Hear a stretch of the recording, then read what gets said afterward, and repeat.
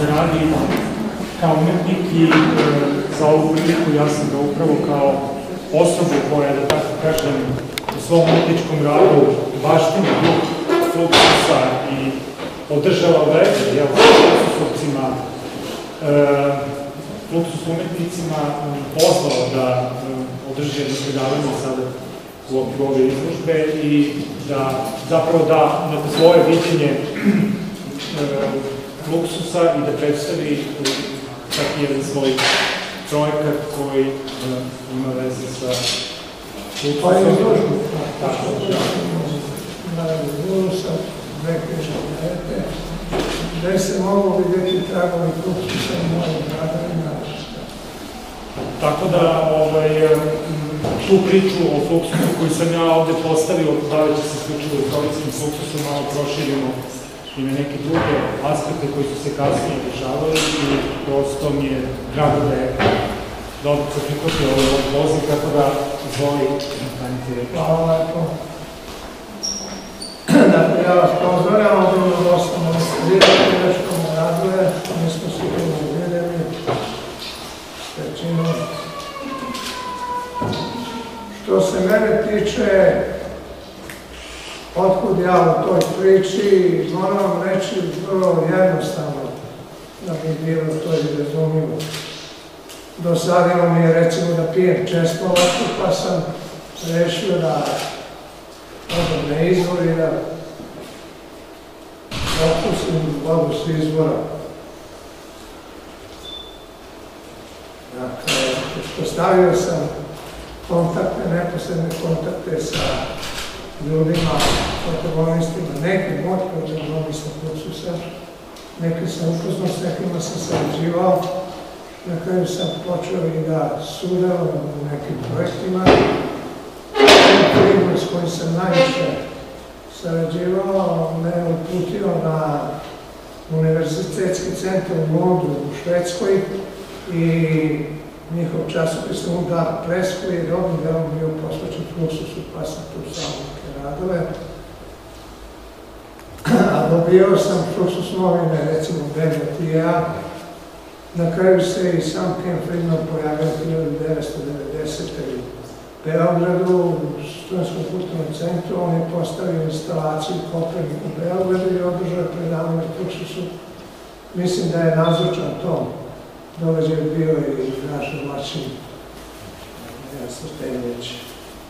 Ali pre ovoga ja bih hteo da samo jednom napravim napomenu, malo pre sam ih pričao tu anegdotu Dejanu. Johann Gerz, poznati evropski i svetski umetnik alternativac, Nemac iz Pariza, je prilikom jednog predavanja u SKC-u predložio onima koji su prisustvovali tom predavanju, da zamene uloge, odnosno stolice. Jednostavno on je predložio da ne bude to odnosno ex katedra, neke distance, pa on sad ovdje priča, a drugi slušaju. Nego da jednostavno i on postane deo publike, što je učinio, zabavljajući da neko da piše publiku, a neko da je neko selo na jedno mesto, to sada više ne znam. Za mene je centralno pitanje u Fluxusu ono koje je postavio samo sebi i drugima Ken Friedman. To je pitanje vremena.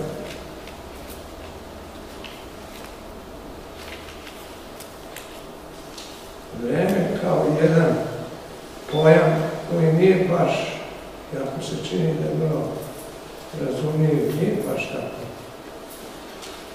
Razumljiv i ne može se tumačiti na jednostavan način. Naime, postavlja se pitanje odakle taj pojam, taj fenomen vremena kod nas u svakodnevnom životu i jeziku sa mnogobrojnim varijacijama u njegovom smislu.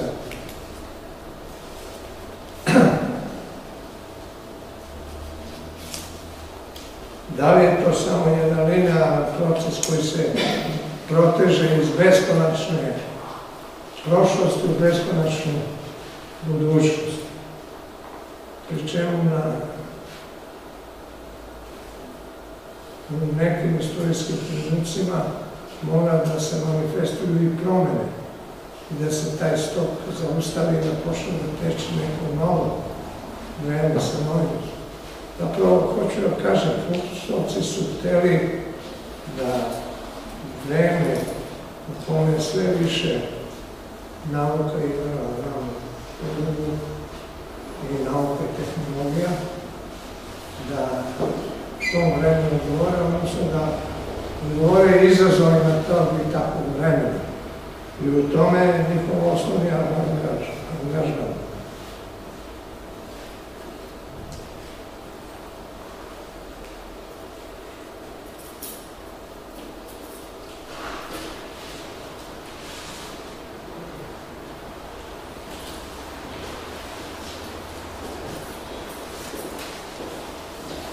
Postavlja se i pitanje šta je u stvari Fluxus. Da li je to grupa koja je imala svoj specifičan program, da li je to da je to možda pokret.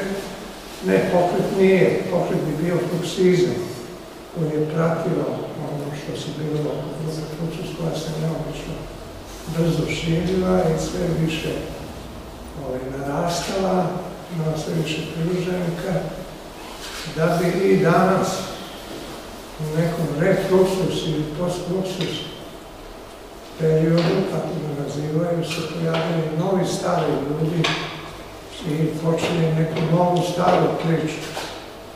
Naime, ta priča koja danas postoji, sad se pošlo malo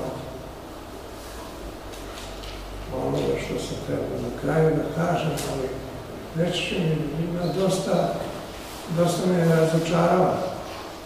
Prvo što su učinili Fluxusovci, oni koji danas djeluju po tim razvojima, je što su se klonirali.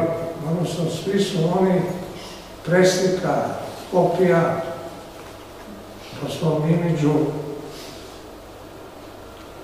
Georgea McManuse, da upotrebi njegov prezime sad u engleskoj transkripciji, a on bi po meni bio Masijunas.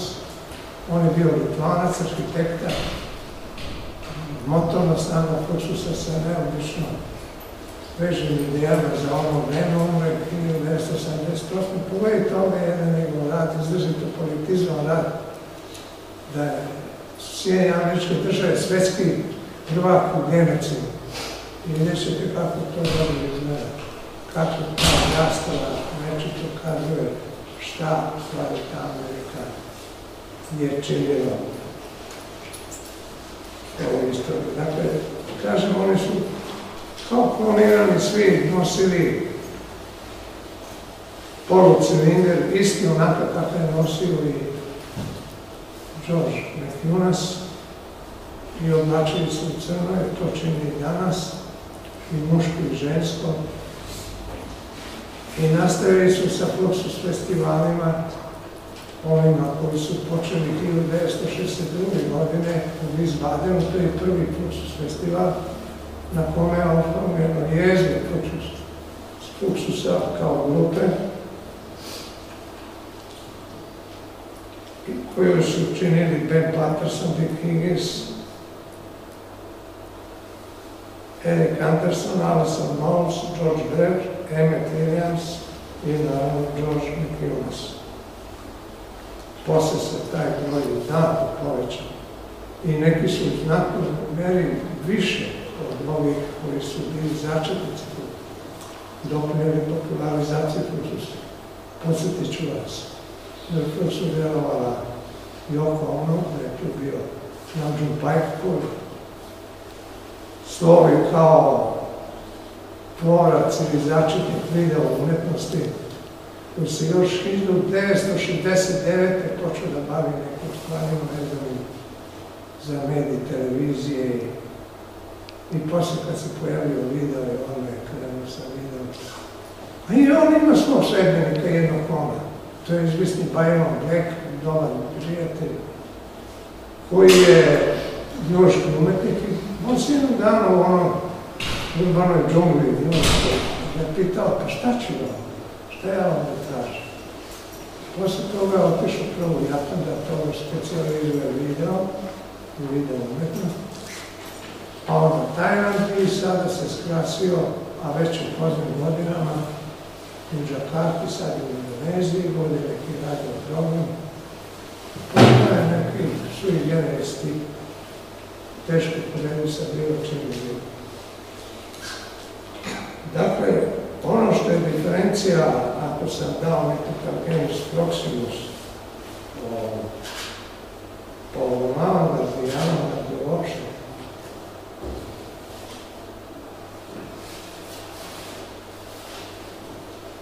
na način na koji je to činio Gabbana de la Volpe u svojoj sjajnoj knjizi Teorije opusa, koji je rezignirano zaključio da se sve avangarde na kraju svode na formu i formalizam par excellence, čime se delimično mogu shvatiti.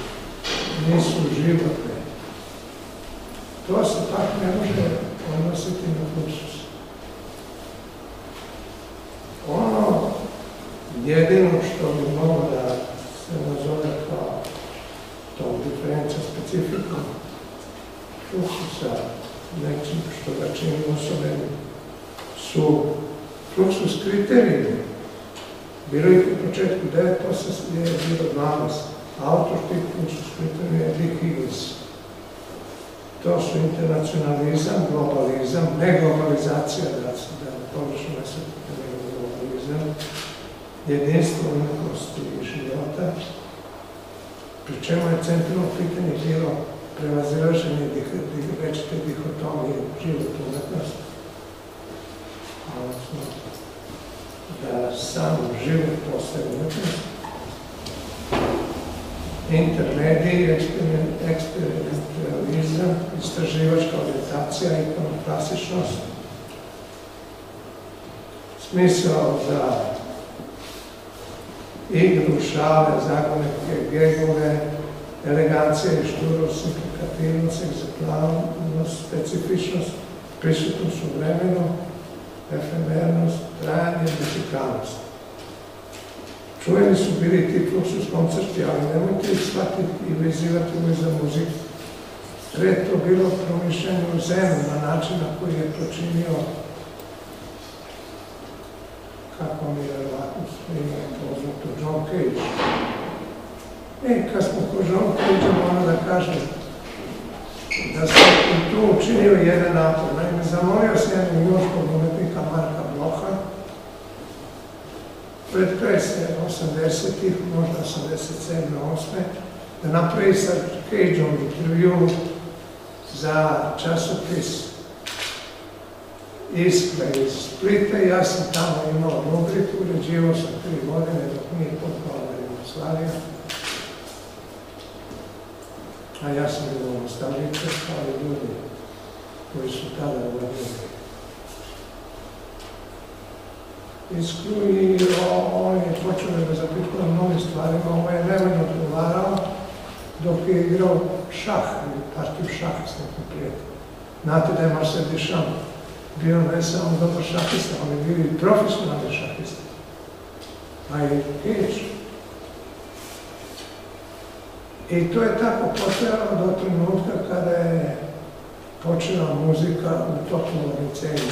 Čuli su se neki neobični šumovi. Cage je rekao Marku Blochu da stane s pričom i pitao ga da li čuje tu muziku. Za njega muzika bila sve. Ali muzika u Fluxusu i Fluxus koncerti ne znači prisustvo muzike onako kako shvatamo. To su partituve, to su razne vrste akcija. Ja bih sad mogu da vam navedem priču, broj, recimo Neo Haiku, pozorište. Pričan broj poetika, karakteristični za Fluxus. Simultana konkretna poezija, neodređena muzika, Kepling, Alan Pakrov je bio tu glavni, ali i mnogo drugi, fenomenološke korespondencije, permanentna kreacija, Robert Williams, Onda dolazimo do pojma autodestruktivne umetnosti, Gustava Metzgera i grupe Praksis.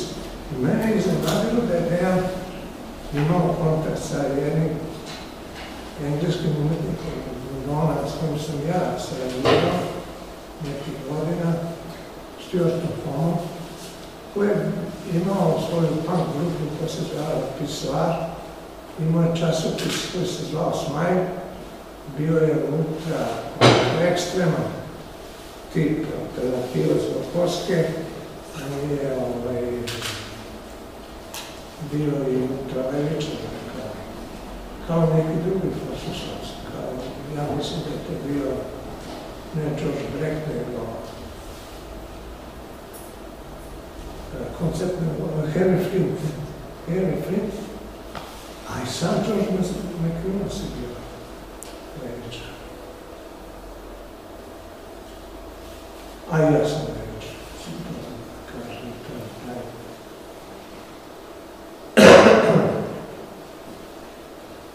U tom smislu Fluxus treba malo porediti i vezivati za dan, ne malo